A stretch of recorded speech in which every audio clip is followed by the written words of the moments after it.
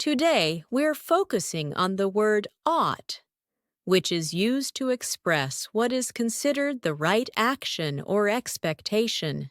You ought to apologize for what you said. This sentence suggests that apologizing is the right thing to do in this situation. We ought to leave early to avoid traffic. Here, ought to indicates that leaving early is the wise choice to prevent delay. He ought to help his parents more often. This implies that helping parents more is the expected or correct behavior. People ought to respect each other. In this case, ought to is used to express the expectation of mutual respect among individuals.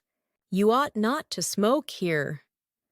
This sentence uses ought not to advise against smoking in this location, as it's inappropriate or forbidden. They ought to have arrived by now.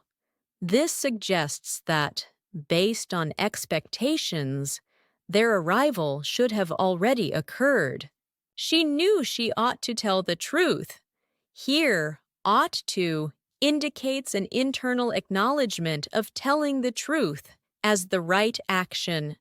You really ought to see that movie.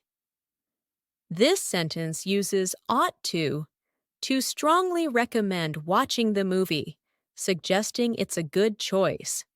Oh, I think we ought to be more careful.